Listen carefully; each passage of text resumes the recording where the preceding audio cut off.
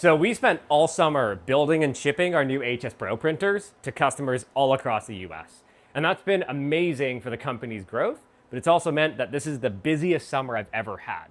So while engineering got to go race their motorcycles every other weekend, I was either here or with customers, which I loved.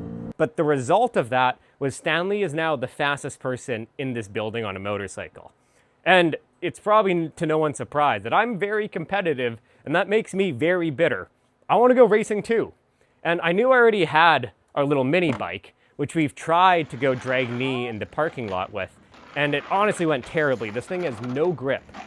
And we realized it was pretty simple. We were running these really cheap wheelchair tires on it, and they have no grip on anything. And that was the first thing we needed to solve. So at the same time, we had just met some local scooter and mini bike people, and they race these things called Ovali GP Zeros, and they all run a spec tire that's used in the whole world of mini moto racing. And these things are the grippiest tire I've ever felt in my life. Now, fitting this onto our printed mini bike was pretty simple on the front end. We made the forks a bit longer. The front wheel was already printed, so we just made a slightly bigger wheel, and that just all bolted together. On the rear end, we had to go to something a little bit different. Now, previously, we had a hub motor, which was the motor and rim integrated into one unit. This time around, to fit our fancy tires, we went with a motor mounted to the swing arm that transmitted power with a belt to the back wheel.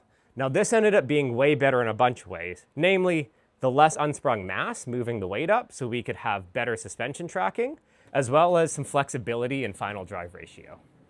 Now, we took this to the track as soon as we could, and by track I mean a parking lot with some cones, and this thing destroyed in the corners. It passed every bike that we could throw at it within 1 or 2 laps. But we felt the power really wasn't there, and when we took it drag racing, it barely beat original compo and got destroyed by a Trail 90 with a 200cc Chinese engine. So I wasn't happy with that, so I threw in the biggest motor we could fit on the swing arm. Now this motor is twice the size, twice the weight, and twice the power as that one.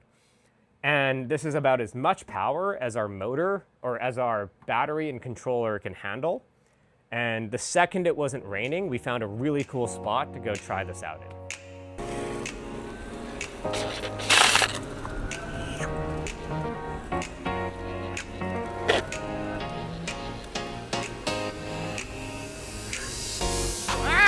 Terrible.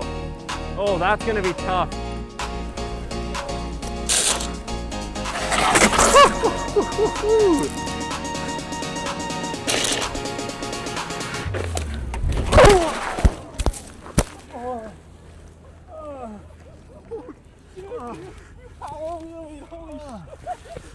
So we are back at our little park racetrack today.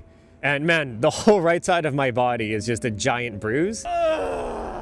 But I was still excited to swing my leg back on my little printed bike. This is my favorite project I've ever worked on. And it's kind of funny because this started as really just a dumb media stunt. I was looking for a way to show off how strong and accurate our new HS Pro parts were in something that was visceral and that you could feel more than just looking at a data sheet. And obviously it's progressed into something much more real than that. I want to build hundreds of these little bikes. But before I do so, I really want to fix a couple of the glaring issues with this in terms of usability. With the last bodywork redesign to make the bike a bit more sporty, I kind of forgot to add a headlight and tail light. And now I can't see at night, and I think more importantly, others can't see me, which is kind of dicey. Another thing I forgot throughout all my redesigns was the center stand, which doesn't seem like a big deal, but when you're trying to park the bike, now you have to find something to lean it against, which is shockingly annoying. In the pursuit of racing, which is where I started with these fancy tires and motor, still not a very good race bike. Ugh. And when we took it drag racing again, this thing was still way slower than Stanley's Trail 90 with the Chinese engine. So the big thing I learned in the last week is if you try to fit every feature into one product, it ends up being not very good at any of them. So I'm going to build 2 bikes going forward. I'm going to build Pantheon Supercommuter, which is going to be the funnest and coolest way you can get to work and to the grocery store. And the race bike is going to be a separate bike. And I'm going to do that in the spring once like the northern hemisphere thaws out a bit.